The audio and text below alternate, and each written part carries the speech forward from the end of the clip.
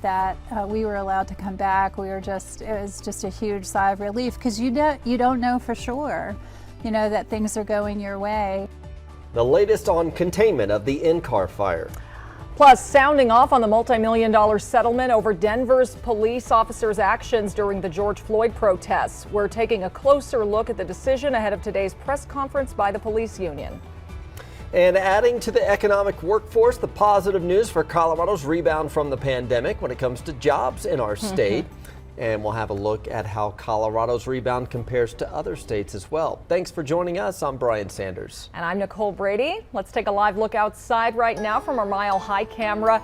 We're talking temps near 80 today. Also red flag warnings for this Monday, Lisa. Yeah, unfortunately, fire danger is once again going to be pretty high. It's warm. It's going to be breezy here in town, a little bit windier down over the southeastern corner of the state. Relative humidity dropping down well below 15 to 10%. So some pretty dry conditions out there. You can see that red flag warning that's going to pop up here by midday. The good news is coming in right behind that, we have a winter weather advisory for the mountains. Our next storm is going to bring snow to the high country and a rain snow mix to us here across the plains within the next 24 to about 36 hours. It's really mild though right now. 50 degrees in Denver. We're going to be about 30 degrees above that by this afternoon. That's a big warm up for a early March day. Upper 70s near Erie and Boulder. Denver right around 80. Parker 75. The record high today in Denver 83. So we're pretty close to it. 50s and 60s for the mountains. Coming up, we'll take a closer look at that chance for some wet weather and the snow here in town. And we do have a problem now up to the northeast, right in the little town of Hudson. So along I-76, here's Hudson right here,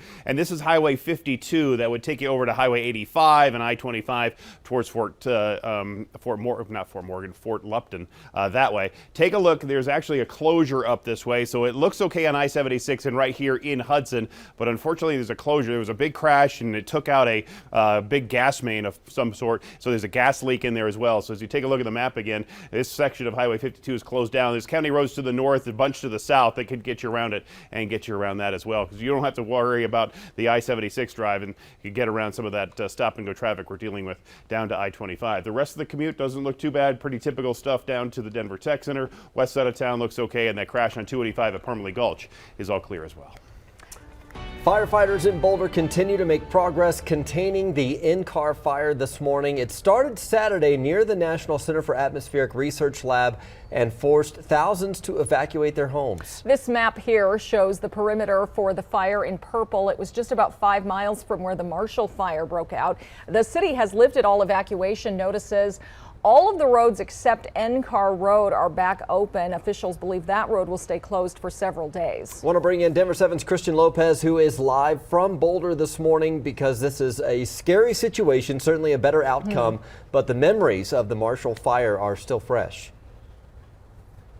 Yeah, and something that we kept hearing over and over again from evacuees that we spoke with this weekend was that they were having to relive some of that trauma from just 3 months ago. The good news is that firefighters are making good progress on this fire, and we can see that as we're out here this morning. We're going to show you what the smoke looks like right now. This is a definite improvement compared to what we saw over the weekend. You can still see some smoke out there in the distance, but it is nothing compared to what we were seeing these past couple of days. So this fire right now, it's 35% contained. It has burned nearly 200 acres. It forced thousands of people to evacuate this weekend, but officials told us that this time around, good preparation and planning did play a very important role. And Boulder's incident commander told us that hundreds of firefighters from several different agencies have been coming together to battle this fire and protect all of the nearby homes. And while people were given the green light to go back into their neighborhoods, some still have a sense of worry. I'm thrilled, and I am really concerned about, what's happening to our planet, and the degree and the frequency of these events is really frightening and gives us pause. And I did ask the incident commander if he knew what the cause of the fire was, but he said that it is still under investigation at this time. So firefighters will continue working on this fire today. And we know that with the winds picking up and the warmer temperatures, they are definitely going to be keeping a close eye on that. We're live in Boulder this morning. I'm Christian Lopez, Denver 7. All right, thank you, Christian. Also in Boulder County, there is a town hall at 6:30 tonight in Superior for people impacted by the Marshall Fire. Officials will give an update on the Wildfire Fund. You can attend in person. It is limited to 70 people, though, so you can also participate virtually by registering at the Community Foundation Boulder County page on Eventbrite. Boulder County will also hold a meeting tomorrow night at 6 with more details on the debris removal process. Wednesday marks 3 months since the Marshall Fire. There's a meeting tonight for survivors at 6:30 in Superior. The CEO of the Community Foundation Boulder County will have an update on the Wildfire Fund. You can attend in person, but that's limited to 70 people, or participate virtually.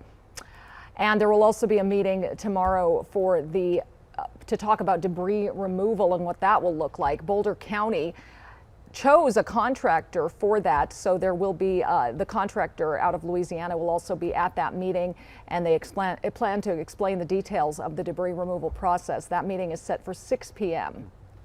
A federal jury is awarding a dozen Denver protesters who were hurt in demonstrations over the death of George Floyd back in 2020 $14 million in damages.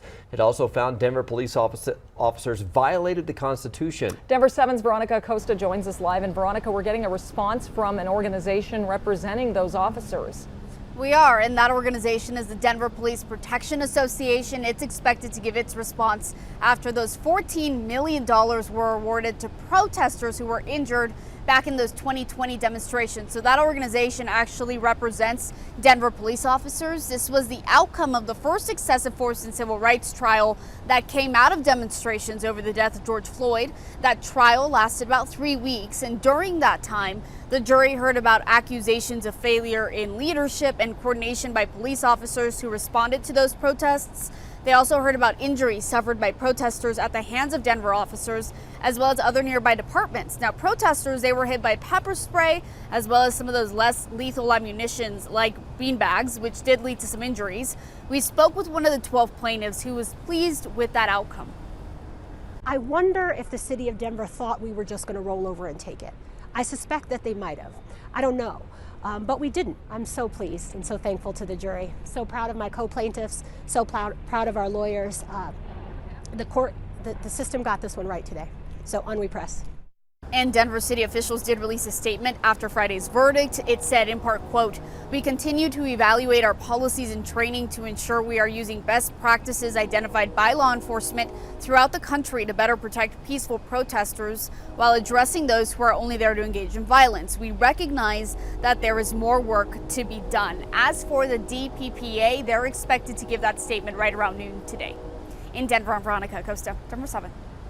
Thank you, Veronica. A new scam is circulating on social media targeting people with Instagram accounts, and it could hit anyone. Fake email that people are receiving saying you have violated copyright law on Instagram and you only have 24 hours to communicate with Instagram to recover and clarify the situation, verify that it's you. Otherwise, your account is going to be deleted. So not only does the email link to a page that looks like Instagram, it asks for your login credentials and your email information, possibly giving a scammer access to both your Insta account and your email. The Better Business Bureau says not to click the link, but instead contact Instagram directly. Well, the DU men's hockey team is in the Frozen Four. Yeah, they beat Minnesota Duluth 2-1 over the weekend to win the West region. The Pioneers now face the #1 overall seed Michigan Wolverines a week from Thursday in Boston. The winner of that game will face the winner of the Minnesota State game in the national championship. And turning to March Madness, the Final Four is now set for the men's NCAA basketball tournament. Yes, the usual suspects here. 4 Blue Bloods, Duke, North Carolina, Villanova, and Kansas are in the Final Four. Since the 2007-08 season, those 4 schools have claimed half of the 14 national championships in that time. I'm John Matteries. Home warranties are supposed to give you peace of mind when a major appliance fails. But then why do so many people say it denied their claim? What you need to know about these warranties coming up. Also, how many Americans might be eligible soon for a fourth COVID shot?